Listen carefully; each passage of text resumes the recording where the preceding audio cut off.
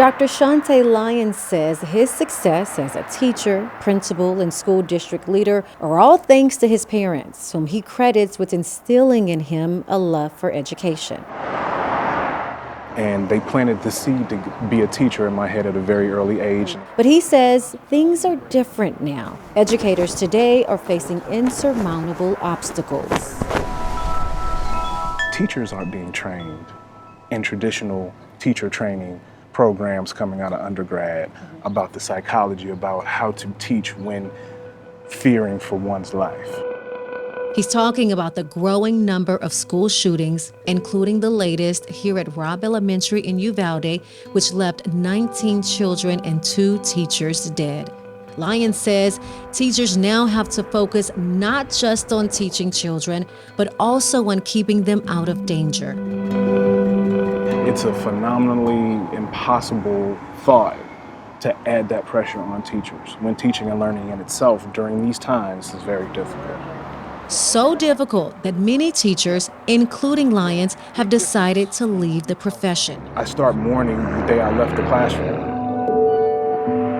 America's schools are now facing what's being called a catastrophic shortage of teachers. It's especially serious here in Texas, with hundreds of vacancies in districts across the state as kids return to the classroom. Around 8,600 teachers retired in fiscal year 2021. That's up by about 1,000 from the year before, according to data from the Texas Education Agency. To make matters worse, a whopping 66% of educators throughout the state said they'd recently considered leaving their jobs. That's according to a survey this year by the Texas American Federation of Teachers. After 40 years, El Paso resident Norma De La Rosa traded in her classroom for this office and a new title, but says she's sticking with the profession. I've seen a lot of changes from when I first began as a beginning teacher back in the late 70s to when I retired 5 years ago. As president of the El Paso Teachers Association, De La Rosa helps teachers in the wake of tragedy, like the mass shooting at an El Paso area Walmart in 2019. We had teachers whose students were also, they were there or were close to that area.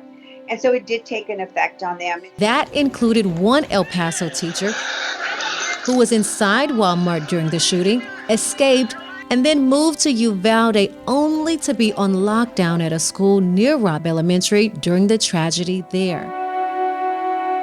I can imagine what he went through. I can imagine all of the memories flooding back about what he and his daughter experienced while they were here in El Paso, only to move someplace thinking that, we're good here, and then to have it happen again. With the new school year underway, De La Rosa says she worries about her students. We have always told our students that if nowhere else, school is a safe place. She's also concerned about her teachers. Even the teachers are finding it very hard to convince themselves that it's safe right now because they are looking over their shoulder. And they're not alone. 9 out of 10 Texas school employees worry about a shooting happening at their campus, according to a survey released by the Texas chapter of the American Federation of Teachers. De La Rosa hopes new security measures like more video cameras, a new screening process for visitors, and a clear bag requirement will help make everyone safer. De La Rosa says she has no plans to leave the profession. She says she'll keep fighting for students and teachers and urging state lawmakers to have their backs. Put our schools first, put our children first, and do what is needed to keep our schools safe.